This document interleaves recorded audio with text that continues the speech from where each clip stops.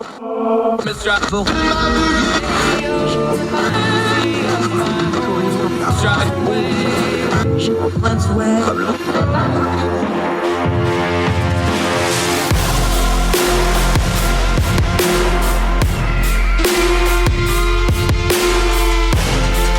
your host, Andrew Donaldson. This is Heard Tell.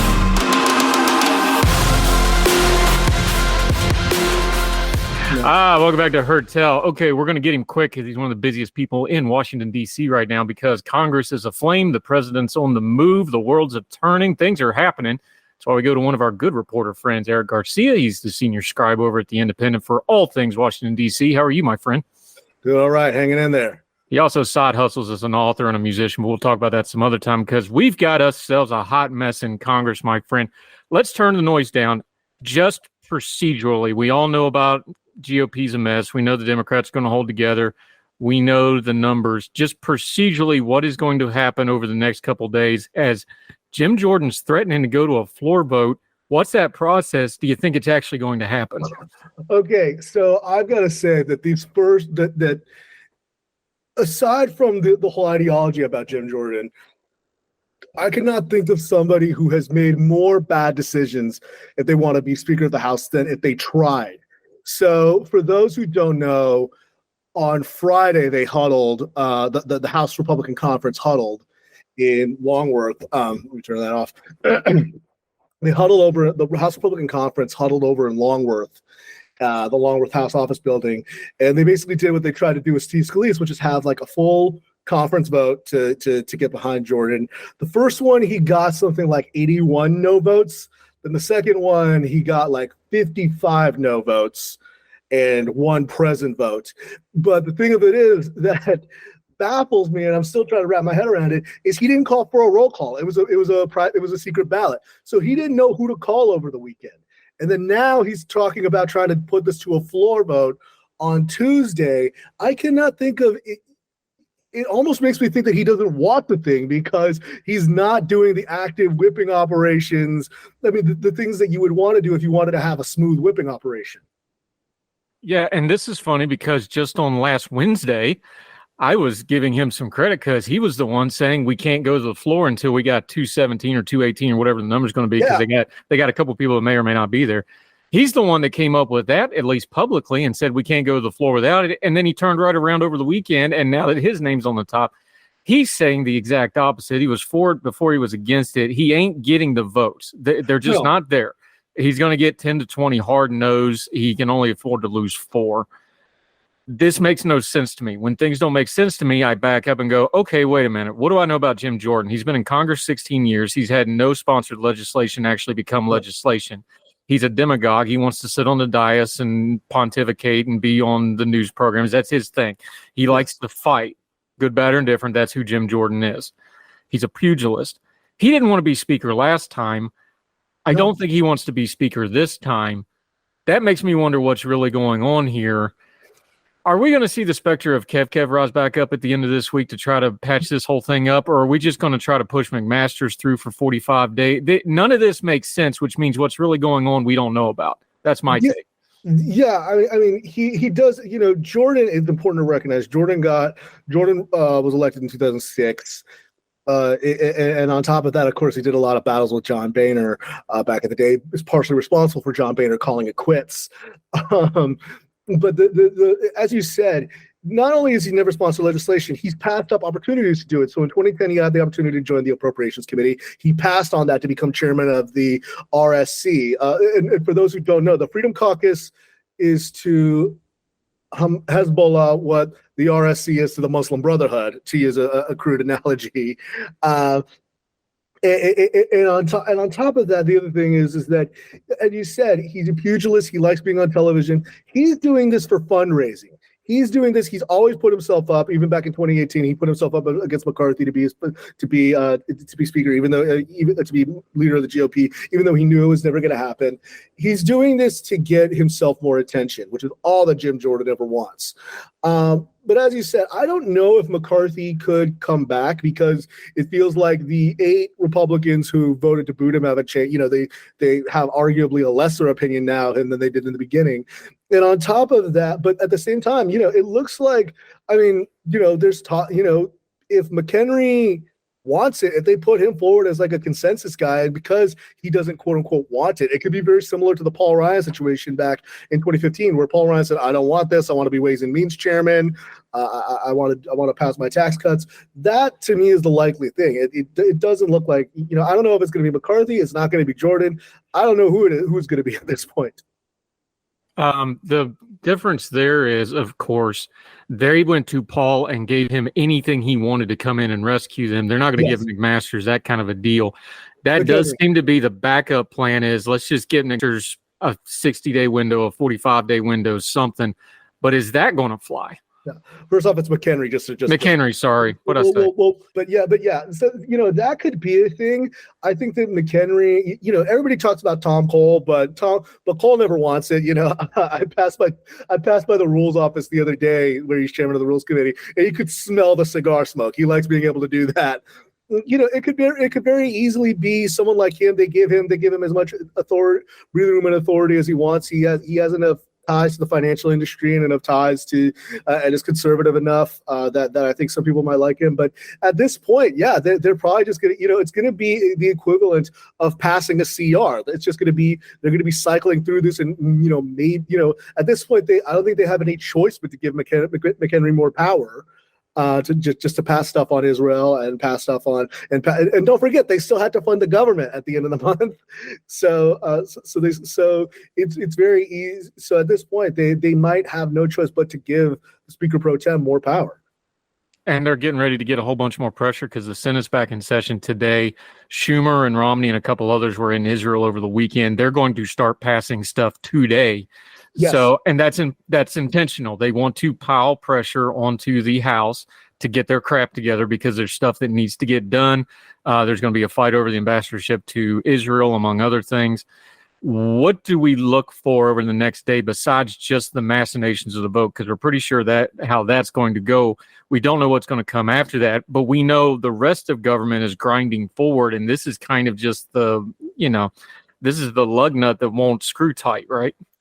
Essentially, at this point, like as you said, Romney, Schumer, Mark Kelly, and a few others were in Israel over the weekend. Jackie Rosen, who was one of the heads of the largest synagogues in Nevada at the time before she ran for Congress.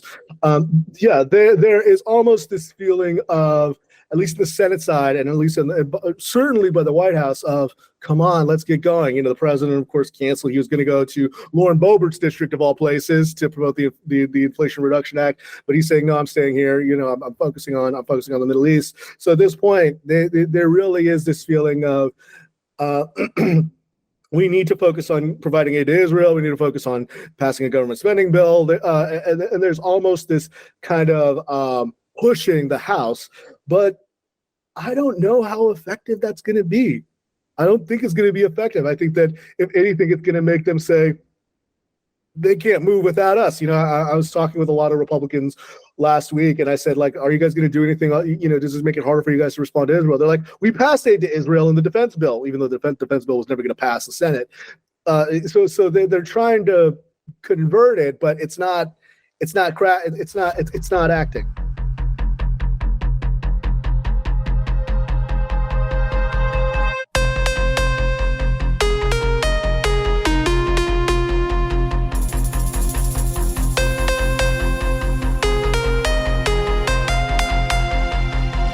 What's the easiest choice you can make? Window instead of middle seat? Picking a vendor who sends a great gift basket? Outsourcing business tasks you hate? What about selling with Shopify?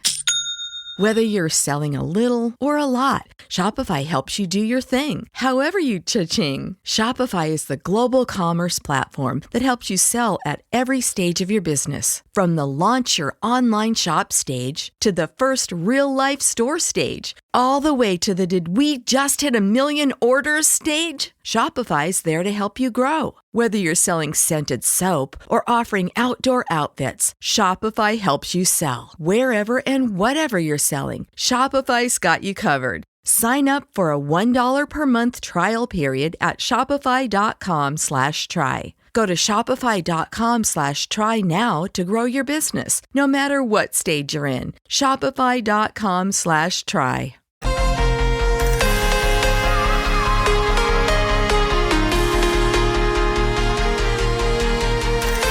Well, let's go to something that I'm pretty sure is acting because you were there for it. We have George Santos with extra indictments, and now he's yelling about babies. I kind of blame you for tweeting about his Taylor Swift music selection for this whole situation, but maybe I'm wrong here, but that is one of the most bizarre things I've seen in the halls of Congress in quite a long time, and there's plenty of bizarre things that happened in the halls of Congress. What was that? Okay. So I'm only going to say what I saw. So I saw the video of the baby where he was, but I was only there. So what happened is, this is. I'm only going to tell you. Is the baby okay? Let's start with some basics because you never know with Santos. Whose baby was it, and is the baby okay? From what I hear, that it was. I think it was like a baby of a staffer or something like that. So anyway. So Santos walks out of this. So for those who don't know, they're meeting in the Longworth House office building, which is just right next to the Capitol, and they're having their little GOP conclave.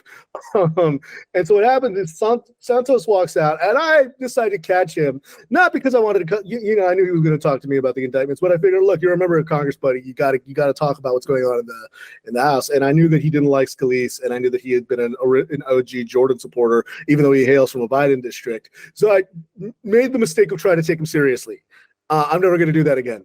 So I asked him some questions about the speaker's race, why Jordan is the most qualified. Then what happens is he comes across this guy who apparently was the guy who was asking him questions about Israel, Palestine earlier in the day when he was holding the baby. And for better or worse, he just starts yelling at this guy. And mind you, Capitol Police were already in the process of arresting this guy. So this was already resolved. They were already in the process of apprehending this dude. But he just wanted to make a scene, and he just started shouting at this guy, yelling at this guy.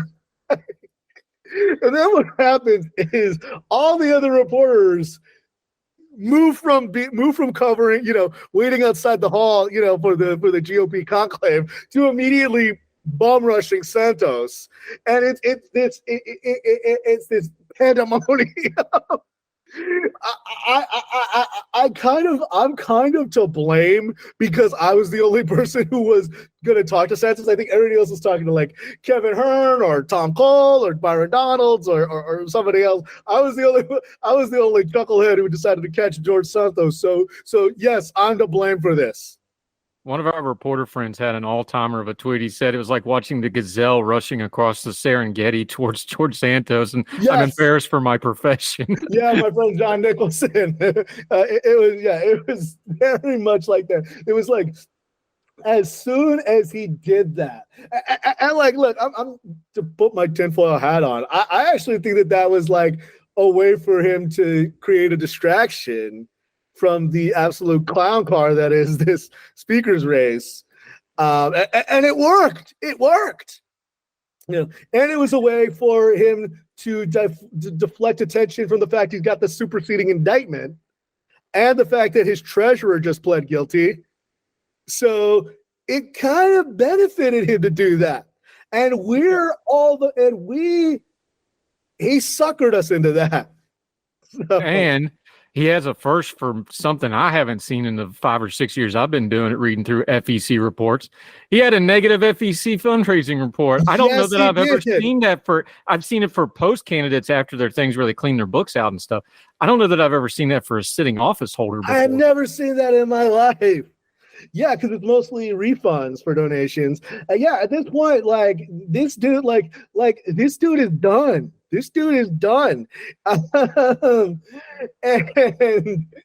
what was funny is, I'm not going to say who, but one member asked me about that whole, DM'd me and asked me about that whole ordeal. Some Republican member of Congress DM'd me and asked me about that whole ordeal. And I was just like, I'm not talking about this anymore. It's the weekend. The troublemaker, Eric Garcia in the hall. Look, when we say he's in the Hall of Congress stirring up the news, we mean it.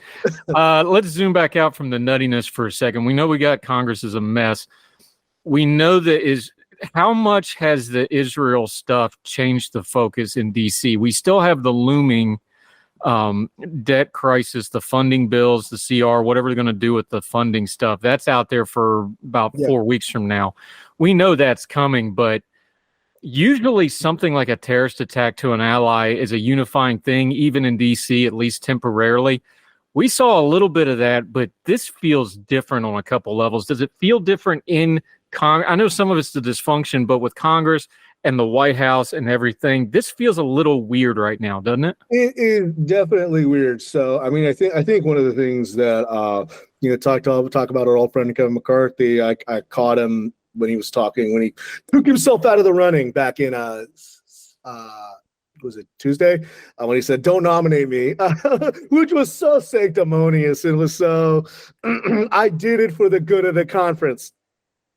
But he got a whip count, and then came out and told you all he wasn't running. That's how that worked. Basically. But like I asked him point blank, I was like, "Look, what does it say to the world that we can't get our act together when the Middle East is on fire?" And he says in his very whiny voices, "I think it says more that the president took so long to get back and respond." And I was just like, and I think that a lot of I guess you could say the I don't want to call them the moderates but like the ones who are just the go along to get along Republicans are like, "Look, we need to do this because of Israel, because supporting Israel is a core tenet of Republican politics." But on top of that, as I said before, a lot of conservatives, you got now some MAGA conservatives who are like, Israel doesn't need us to get in the way. They need to just defeat the Hamas. Then you have, someone like Chip Roy saying, they got 30 days to handle themselves before, the War Powers Act kicks in. And you got people like Troy Nell saying, we already passed something through the Senate. So even though I would say a majority, not a majority of the House Republican Conference, but a majority of the House says, look, we need to do something on Israel, and we need to provide aid. And you're seeing the morass on the right is preventing it. And look, you could say, well, what about, you've only got, well, what about Rashida Tlaib and Cory Bush and, some of those? That's only 3 or 4 members tops. That's not enough to stop on the Democratic side. That's not enough to stop an aid bill. Like it was only the Democrats objecting, and the majority, even someone like AOC condemned the attacks from Hamas, I should say. So it's not so the real sign of the real cause of the morass and the reason why they're stuck like molasses is these 10 to 20 hell no Republicans.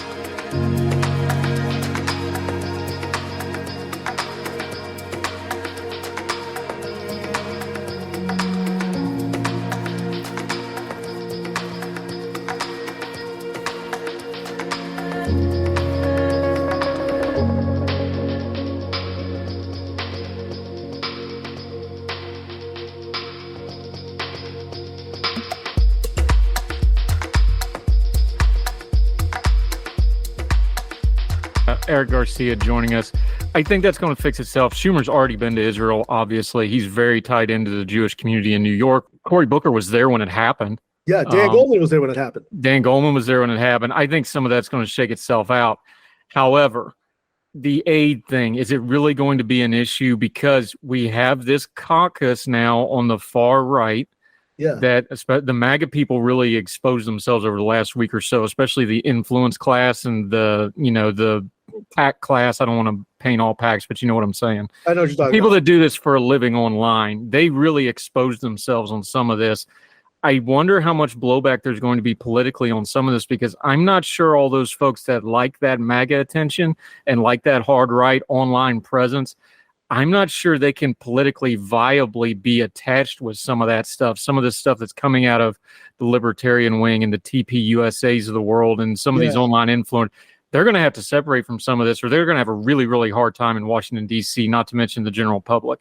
Yeah, for sure. I mean, polling shows that the majority of Americans overwhelmingly support Israel and support its efforts to wipe out Hamas.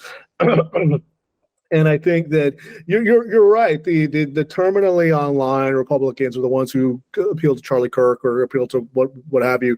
They're going to be in some trouble. I think that for now they are. There's this distraction to the speaker's race, but eventually there's going to have to be some. There is going to be a reckoning, and I think that whoever the speaker is going to be, they're going to remember that they tied up this entire fight about Israel, and they tied up the ability of Congress to respond. I think it will have some ramifications for some folks. Let's talk about those some folks real quick before we got to let him get back to his day job. Eric Garcia, reporter for The Independent. What are they going to do with Matt Gaetz? And then you have the other one. So look, some of those people that voted no, they're pretty entrenched. The Biggses of the world, whatever. I think the two people you pay attention to is Matt Gaetz, because this was his baby. This was his moment in the sun. He got to be Brutus in the Forum and stab, Caesar. Of course, his Philippi will come. Tell me when his Philippi is coming so I can make sure I have the popcorn and enjoy it. But then the other one I think is interesting is somebody like a Nancy Mace, who seemed completely discombobulated, not knowing who to suck up to in the current environment. What do we do with those two? Because I think those are the two on the Republican side to watch, whether they're actually going to get their stuff together, or they're still going to let these people just go rampaging through. Yeah, so that's surprised. Nancy Mace doing that, but vacating Kevin surprised me, because I remember during the speaker fight, she blasted the Lauren Boeberts and the Matt Gaetzes of the world for delaying the speaker's race. But then what was interesting was I think it was during the CR, with the vote into the CR, she and Matt Gaetz walked in together, and I was like, that's interesting.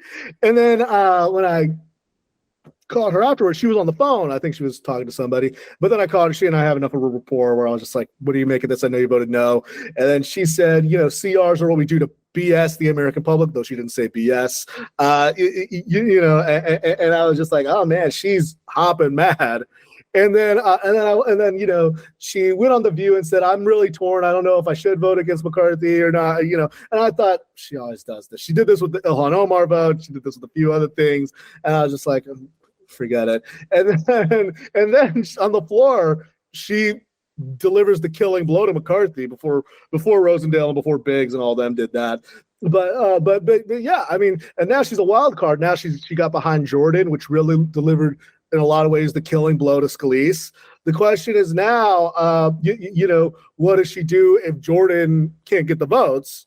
And what's her role now? The other person who's been it's been fascinating to watch this whole thing is, and it's almost hard to believe, is it feels like Marjorie Taylor Greene's influence has diminished a lot because she hitched her wagon to the Kevin train.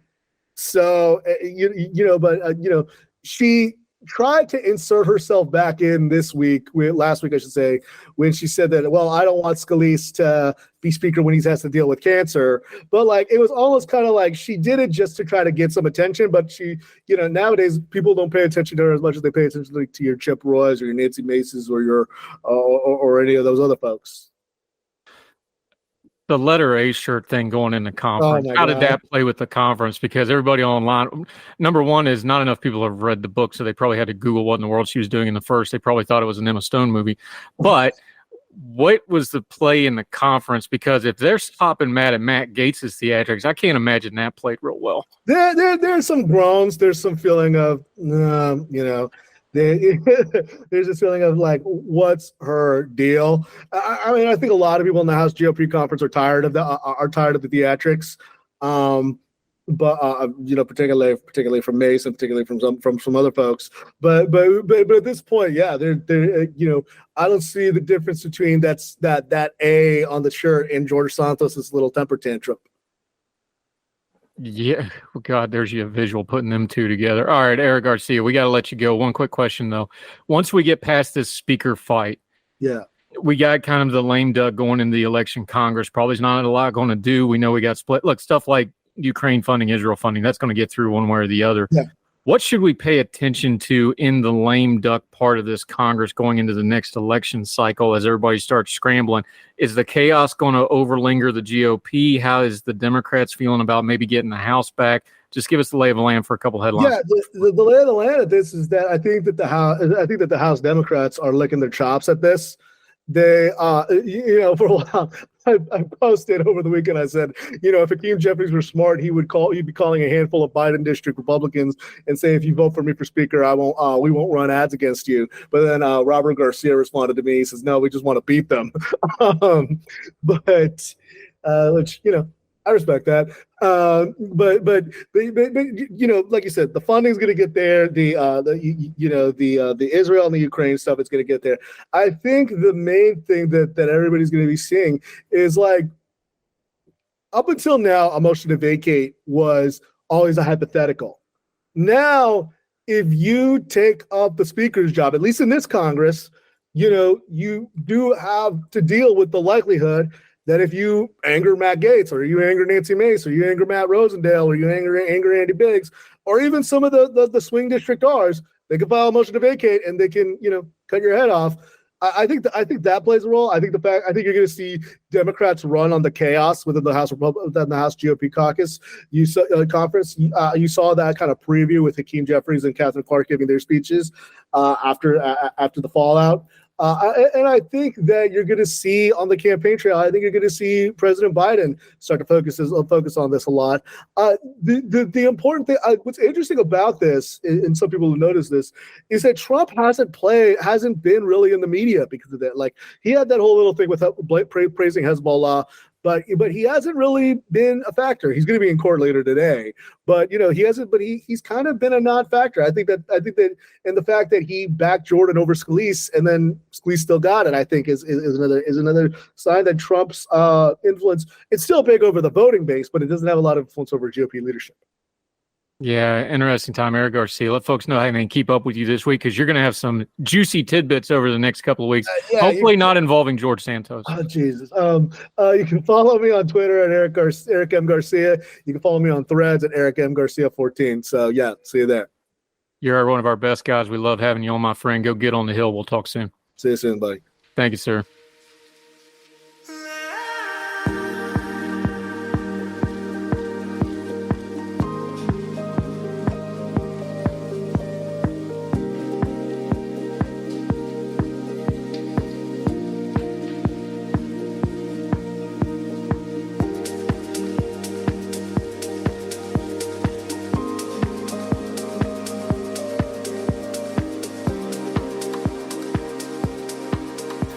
Welcome back to Heard Tell. Okay, you may have heard the terminology, the new right. The thing is, it's just the same old problems with the new nomenclature. What does that mean? I'll be honest, I don't know either, because it keeps changing all the time. Let's go down to Pikeville, Kentucky. Good friend of ours. Excited to get him on the show, though. Been reading his stuff and talking to him. Glad to have you on. Jeffrey Tyler Sick. He's a professor of politics and such things down there in Kentucky. How are you, sir? Great to have you on the program. I'm doing very good. It's great to be here with you. Good to see you. Congratulations on the new gig, by the way. Got you back in Thank you. The halls and groves of academe. Well done, sir. Let's start here, though, because I think the terminology is important here, the nomenclature of it, the new right. You see that on social media. There's a certain strand of people on the right that really, really like that terminology. They use it as kind of nomenclature and banner for themselves. How are you using it, though? And we're going to link to his piece in Law and Liberty that's pretty in-depth on this. Read it in the show notes on the Substack. Give me some nomenclature on what the new right, and just a little brief history on why they're a little different than maybe, we know everything changed after Trump, but these are ideas that predated Trump, but these are not Bush conservatives. These are not Reagan conservatives. These are not conservatives as most people have used the term for the last 30, 40 years. Well, and that's exactly the distinction they're trying to make. They want to say they're different from Ronald Reagan, they're different from George Bush. They want to emphasize that they tend to be very culturally conservative, very socially conservative, but when it comes to economics, they tend to be a little more on the left. They like welfare, they like state intervention in the economy. But the general sentiment is they're not just socially conservative. They think the state has a role to play in social issues as well. And that's where they think people like Bush and Reagan went wrong. I kind of agree with Bush and Reagan on social issues, but they think Bush and Reagan were all about small government. The new right is all about big government, just conservative big government. Yeah, here's something I want to delve into right off the top of this, because I think it's really important to get our hands on. You wrote this piece as a bit of a rebuttal, but the rebuttal wasn't really against the person. It's the idea of what they were trying to do. I'm quoting here you a little bit. You're saying they're trying to lay an ideological foundation or some kind of a logical thing. I know friends like my buddy Jay Caruso has written extensively about the populism of the new right. He's got a great piece. I'll link to that one too. You need to read it. Thing is, they're not really pure populists either, although they have a lot of those like if you just look at the jersey they're wearing for the team, that looks like a populist. They don't really fit that. They don't really fit conservative. They're not super, there's some horseshoe theory where they start getting into some leftist stuff, but they don't really fit that either. Part of the thing here is that they're trying to claim that there's some kind of a logical thread, and you just kind of lay it out. It's like, look, these are just people that want power to change what they cannot change otherwise. That's the common thread, but you can't say that. Yeah, I think that's right. These are people who, and to be fair, they're not wrong, have lost on most major policy debates in the last 30, 40 years. And they've decided that since they keep losing, it's time to seize the hands of government by what other means necessary. And they're often pretty open about this. The piece I was refuting has a whole section about how we need a much more powerful state. We need much more bureaucrats who can do conservative things. And then at the next section is called Holding Out for a Hero, where it talks about how you need one strong individual to make it all happen.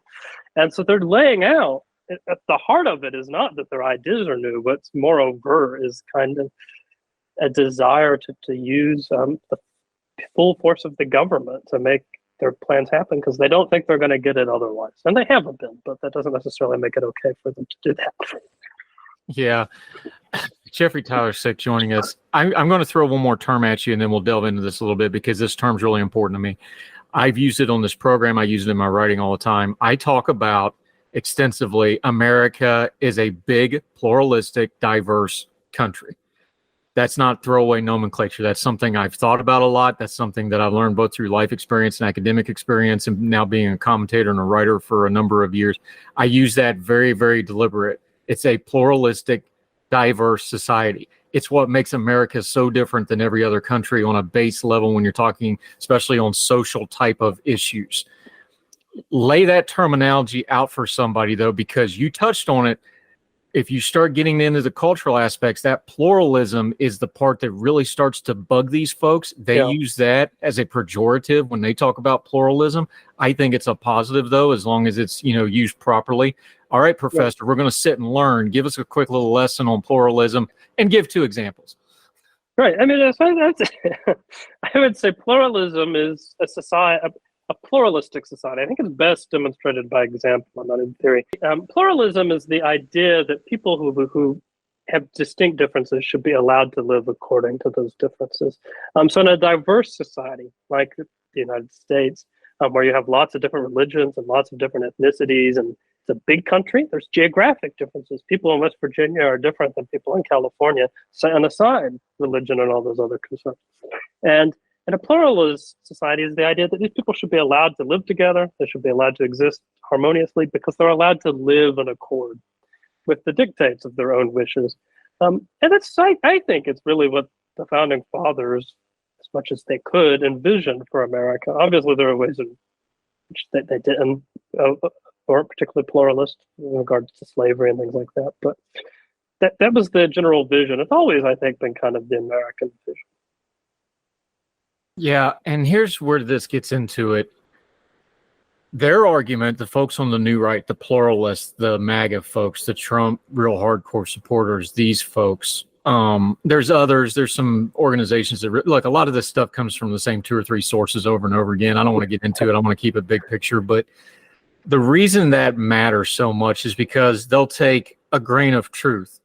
Well, the administrative state is not letting us live side by side in peace, or X, Y, and Z crimes not allowing us to live side by side in peace, or overburdensome bureaucratic regulation is not letting us live in peace, or them over there, whoever they are, because that always changes, is trying to take away X, Y, and Z right from us. So we're not allowed to they're always going to find some reason why they don't live in peace. The problem is their answer is always to attack the other people so that they can't live in peace anyway, and you have this perpetual nonstop war thing. How do we talk about that in a productive way of taking the 20-30% of truth but not sacrificing the 70% of prosperity to get that fixed? Yeah, so I mean, in a weird sort of way, as you point out, they're saying, well, we're not a pluralist society, so let's stick it to the other guy. And that's not quite right. I think the better response is, are we failing to live up in all respects to being a pluralist society? Yeah. Are some people treated differently because of who they are and the things they believe? Yeah, of course. The response is to try and create a world where that isn't true, not to then instead just fight with the people who disagree with you, which is what they're doing. So it's to double down on the principles we're failing to achieve, to try and make them a reality, I think. That ought to be our goal, instead of abandoning the principles of pluralism and rights and all these sorts of things, to aggressively pursue total war victory. Because for these people, what it has become the kind of war, a cultural war. I mean, they even call it that, the culture wars.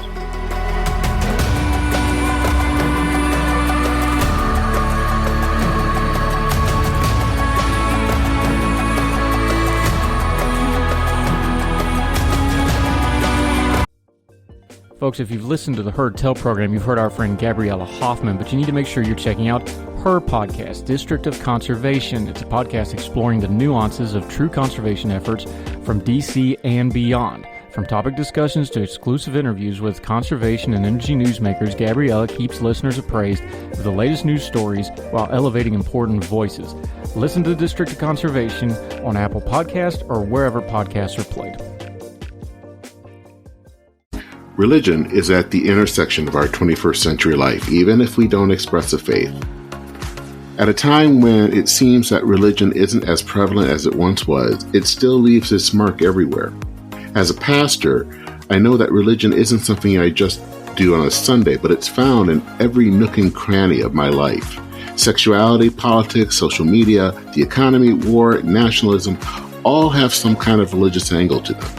And as a communicator, I want to find the stories that can help people understand this part of our society that is so important to so many. Hi, I'm Dennis Sanders, and I'm the host of Church and Main. Church and Main is a podcast about the journey of faith and where it intersects with modern life. I look at faith with a journalist's eye, asking the who, where, what, why, and how religion affects some of the major issues of the day. Join me as we journey together. You can listen to Church and Main podcasts at the website churchandmain.org or on your favorite podcast app.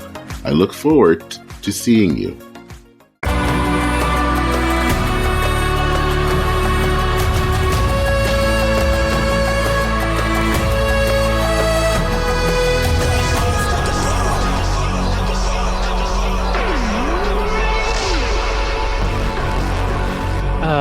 Let's talk about it this way, because you laid it out as you went through your piece at Law and Liberty. Again, we're going to link to the whole piece. It's a long piece. It's in-depth. It's excellent. We're going to link to it, heardtell.substack.com. Read the entire thing. When you're talking about the perpetual, doomed to perpetual conflict is how you lay it out. You also lay out some stuff from history. I'm a history guy. I like it. You talk about there's no road down that path that doesn't wind up in tyranny and despotism. Yep. Whether it's for the religious reasons or we need to run a better government. Every tyrant ever started out with, I'm going to run everything better. Mussolini got the trains running all the time for the first time, right? All that, this sort of thing, it's always an excuse for the power, but it always ends up in the same place. And that's why pluralism is so important, is if it's big, diverse, and plural, it's really hard for one person to get control of all of it. So therefore, that is the eternal conflict, but it's also the red flag for people like us who have a society that's hashing this out in a very messy way of, oh, this is why you do this, because this is actually more than just being diverse to be diverse. This is a safeguard against those folks. And then when they openly are telling you that, there's your red flag. Yeah. Well, you say there's only one way to live, and everybody has to live that way. And somebody else is going to disagree with you. It's just going to happen. People will never agree entirely. And once you have that disagreement, there's going to be a fight about it. And if the only solution is total victory for one side over the other, then it has to be despotism because you're forcing somebody else to live a particular way. And so the alternative to pluralism history has shown us time and time again, always been tyranny. One wonders sometimes if the new right really minds that, or if they're perfectly aware of the problem. The answer is yes. Yeah, I think they know what they're doing. Yeah, I know academics hate when you do that. They say, well, it's either this or this. No, that one, it's a yes. There are some people that are just, ignorant to what it really means because they're going along with the buzzwords, but the people pushing it, they know well and good. Jeffrey Tyler Sick, when you laid out a couple of your points here, did you try to do it in an order, or what struck you? Again, you're replying from another piece here, but what's kind of the high spots on this for the new right, the nationalism, the populism, the NatCon, some of them are calling themselves, whatever nomenclature you want. What's a couple of the things that popped out to you of like, okay, if you're going to talk about this, you need to address, 1, 2, and 3. Give us a couple of the highlights of what people need to know about this movement. Right. So, I think one of the big ones is that they want to use the administrative state, which is a kind of fancy way of saying the bureaucracies, all the agencies in Washington, D.C. that regulate things. And they want to use them for their own purposes. And you could think that's kind of wholesome because and they're not wrong. The bureaucracies do lots of important things, but presumably they're not talking about regulation of milk pasteurization or nuclear energy or anything like this. They're mostly talking about social issues. They want people to live a certain way. And the piece I was responding to made this pretty evident. There was a whole long section about how women need to live in traditional gender roles, which may sound nice to anybody of a slightly conservative disposition, but what's pretty clear in the piece actually was the guy meant stay-at-home moms, which is fine if you want to do it. But so there's this, and they're kind of cagey about it. So you have this long section about how we need a more robust administrative state. And they don't really say what it's for exactly, but they follow it up. They always follow it up by a list of things they do care about. And it's things like gay marriage, it's things like women in the home, things like this. And it's sort of evident that that's what they think these things should be for. They should be for forcing people to live what they think is the right way. Yeah, and I think that's the obvious. The thing that struck at me, and it always strikes me in a New Right article, is the complete intolerance to other ways of life that just permeates the whole thing. Yeah. Jeffrey Tyler Sick joining us. One of the things you pointed out, and I think it's important because the New Right folks, or how the populists, the nationalists, whatever you want to call them, because they're all saying roughly the same thing. Yeah. They love to hijack, the founding and our founding documents and the founding fathers for their own purposes. Right. Now, the founding fathers, we do overly deify them. They were men of their day. They had limited knowledge to what they knew of the world. They were using the knowledge they had on hand. We can hash that. They didn't take care of things that they themselves in their own writing knew they should have, like slavery. We can hash that all out some other time. But what they did, and you pointed out in their piece, because what they did, if you take it in the big picture, actually answers a lot of what these folks are claiming on the New Right. They didn't set out an ordered society. They set out a societal framework. That's your word from the piece. Walk us through that, because I think that's a huge and very important difference in viewing how the Constitution works, how our checks and balance system of government that is so unique works. I think that's a real key to understanding the difference between our system of government and pretty much any other system of government before, or frankly since, is that it was a societal framework that could fit almost anybody within it, with recourses, with redresses of grievances. All that's from a framework, not an ordered society. That's a big difference that I don't think we've educated ourselves very well on. Right. They wanted to create a structure in which people could be protected from tyranny, from private tyranny, from public tyranny, from tyranny, but would otherwise be able to live their own. And in fact, you need that kind of protection to live your life as you want. And that's the kind of structure they wanted to provide. And James Madison, usually called the father of the Constitution, says it pretty directly in an essay he wrote in the Federalist Papers. He says there's always going to be factions, people who disagree with one another about things. He says, and the solution is not to get rid of factions. He said, and it's not to have one faction win over the other, because that's the end of democracy. The solution has to be creating a country in which the factions exist. And if they do compete, they compete in a healthy way, but really trying to lower the temperature of competition as much as humanly possible. And that was the goal of the founding. Have these people who disagree live together and be protected from one another so they're not all killing each other. And so that you can actually have a pluralist society, a free society. You point out in the piece, I think this would be good advice for people on their social media and in their own conversations when they run into folks that believe this stuff. You talk about how their political positions are coherent as long as you don't actually push them to actually talk about real life people. Because they're like, well, this will make our communities better and our community should be the foundation of the country. Well, that's fine, but your community cannot do geopolitics either. So there's got to be some, detente between the communities. Give folks that piece, because really what they need when we're discussing this, you don't have to holler, you don't have to yell, you don't have to debate me, bro, and do all that nonsense. Give them the one or two questions to really drill past the buzzword to what they're really after on this, because you laid it down in your pieces like, what makes it coherent? Well, are you willing to consider, without affirming 4 or 5 things that you believe in only, and if you don't believe these things, then you're not real America or whatever else. Give folks 1 or 2 of those questions that aren't really, confrontational, but it'll get you to the truth really quickly in a conversation. Right. Yeah. I mean, so if you really want to decide if somebody's okay living with people different than them, I mean, ask them, how would you feel having a neighbor of a different religious belief? Ask them how they would feel if their daughter married somebody of a different religious belief. That's when it gets trickier. Religion, though, sometimes can be easy depending on the starkness of the disagreement. So you can ask, how would you feel about having somebody live next to you who does something you really find deplorable? And I don't know what that would be. It would vary for the person. If you think divorce is deplorable, how would you feel being friends with the divorced person, or at least being friendly with the divorced person? And those are the kinds of questions I think you have to ask yourself. But in a pluralist society, can I live with people who, it's not just that I don't particularly want to live the way they live, I don't even like the way that they live. And you have to ask yourself, can I do that? And if you can, I mean, you're well on your way to living in a happy pluralist society. Let's put it this way, because this makes it kind of real for folks, though, is,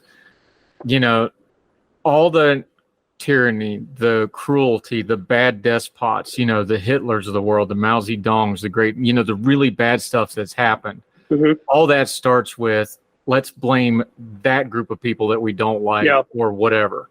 It always starts with hating somebody. How do we draw that thread together from just, we got to treat our neighbors better no matter what their religion or race or class or whatever distinction, demographic, immigrant status, whatever you want to pick? How do we draw that line of like, there's 1,000 steps between me being nice to the guy on the street and Mao Zedong starving, tens of millions of people to death, but there is a line there, and it starts with us doing this, and that prevents you from getting to that. I'm not sure there are, in some ways, 1,000 steps between those things. I mean, in some ways, obviously, being rude to a guy on the street isn't going to starve him out, but that's how it starts. It's a society treating people different, thinking of people as different, and then the thinking of people not as entirely human, or at least not as worthy of being treated well. And then when they're not treated well, you don't care because you don't think they're worthy of it. Or you support them not being treated well. You go even further than that. And it does. I think it does begin when C.S. Lewis has this wonderful line in Mere Christianity where he says, it's hard to have charity for our enemies and people we don't like. He said, but a good place to start is by acting like we do. He said, because it's surprising when you act like something, a lot of the times you end up actually believing it too. So always be careful what you're acting like as well in general. But if you act nice to people, if you get to know people, you're probably going to like them better. And that's, I think, it sounds insane, but I think that sort of simple civility is the beginning for sort of preventing that kind of mass tyranny and oppression that plagues despotic societies.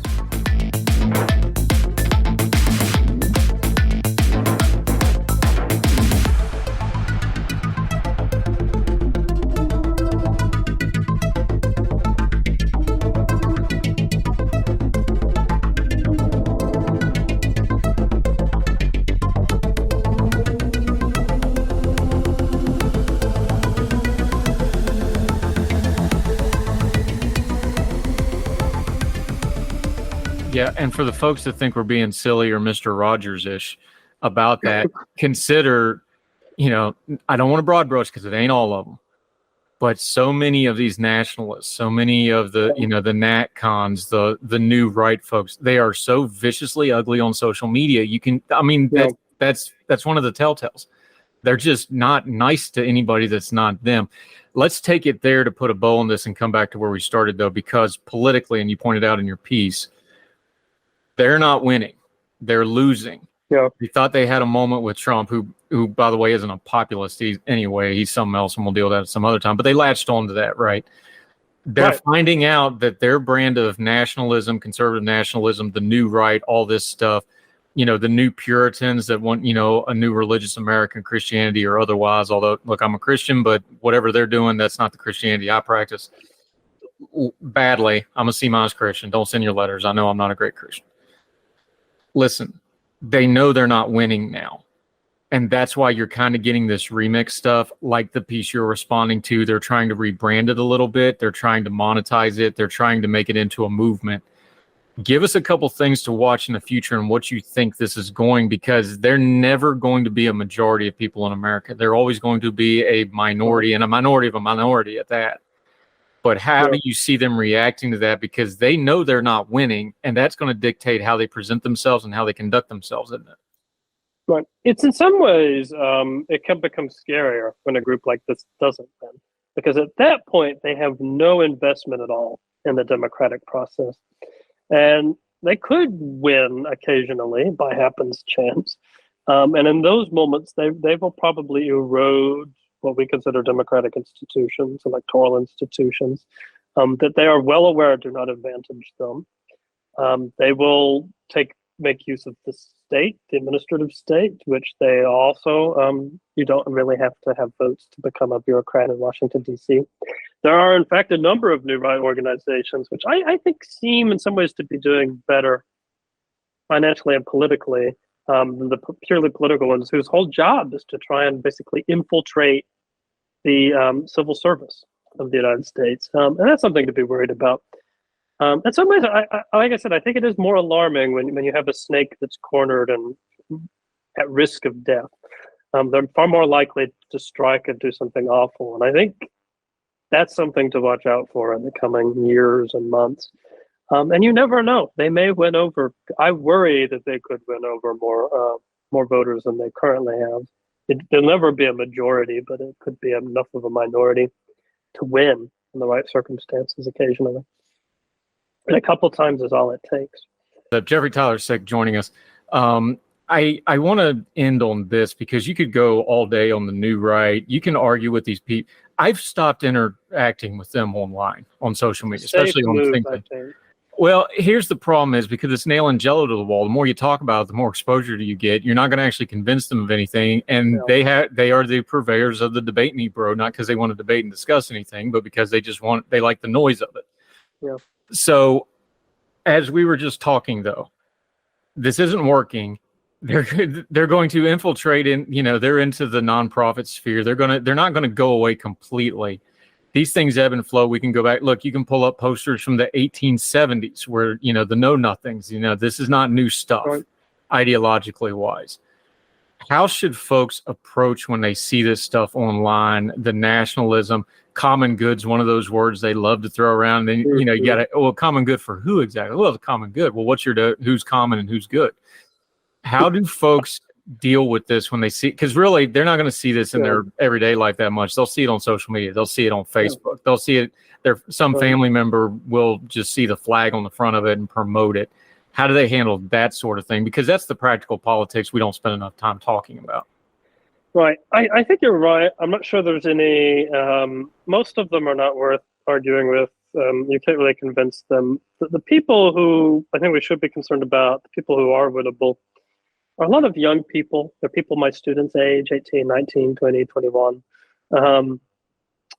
who see things about the new right that they're sympathetic to. They don't like that the right keeps on losing. They don't like that the world's changing in ways that they're not personally comfortable with. And they're the ones you have to win, the ones you have to convince that pluralist society can be good, that they can live the way they want to live in a pluralist society, and that there are things we can do to make that more possible for them. Those are the people you have to reach. I'm not sure the new right is totally reachable. And in fact, my piece was, how do I put this, a little more firmly put. But in the first draft, but I softened it before publication because it really isn't directed at the guy I'm responding to and at the members, people who already are very active in new right politics. It's directed at the people who are vaguely conservative and who just are not, who are maybe sympathetic to the new right, but are not totally sold. The people, like I said, who are winnable. You need to do a whole nother piece just on that term winnable, though, because that's I probably do. That's its own crap. Well, it's a hard demographic to nail down too, because I think you can convince somebody for any number of varying reasons that may have nothing to do. One person could be more convinced because of one thing, and it's just impossible.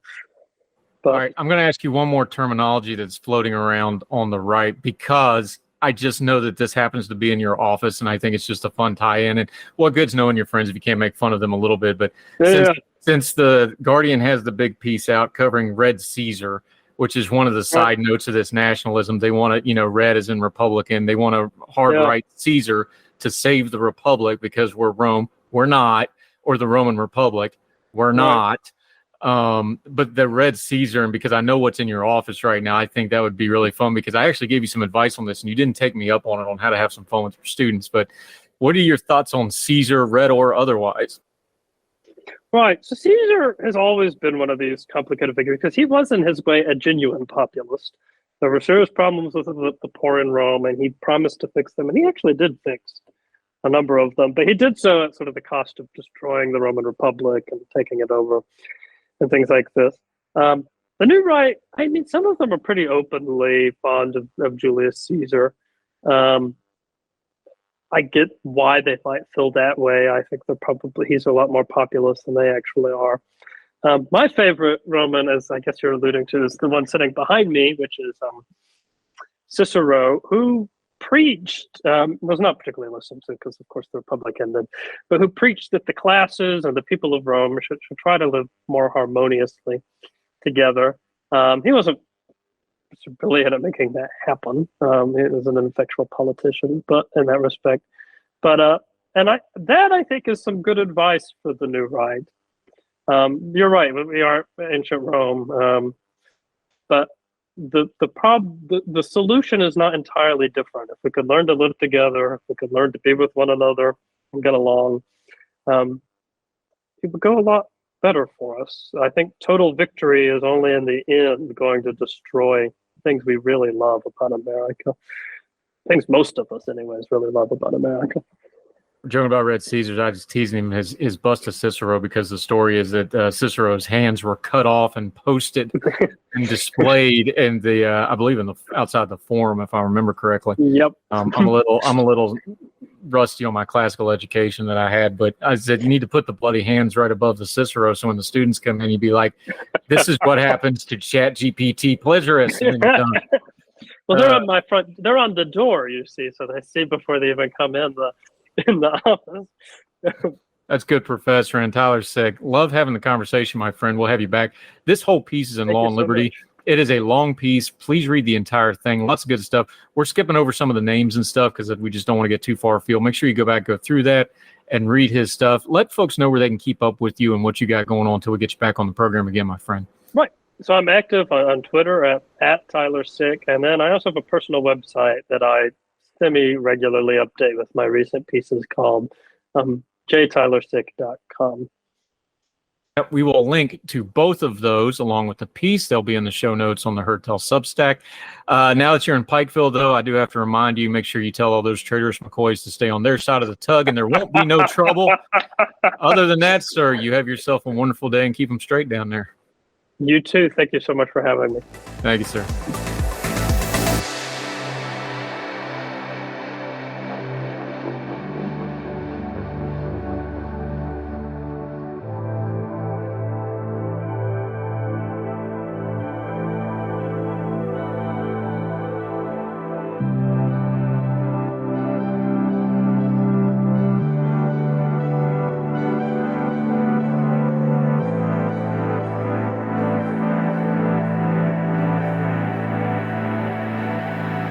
And that'll do it for this edition of Heard Tell. Wherever you are, you can join us through whatever medium you're listening to. If you're on iTunes, Spotify, iHeartRadio, we're even on some podcasts over in India. You folks in India, we see you on the stats. Welcome. Thank you. Drop us a line. We're all over the world and on any podcasting platform you can think of. Make sure you're subscribing and or following or whatever that platform calls it. That helps us keep track of you, lets us know how you're listening to the program. Make sure we can tailor it to get it to you. Heard Tell Show or my name, Andrew Donaldson, on any of those platforms. It'll come right up. But we have a one-stop shop for everything that we do. Heardtell.substack.com. It's completely free. Subscribe. You get everything right into your inbox. Anytime I write, do a media appearance, do a new episode of Heard Tell. We also have Heard Tell specials.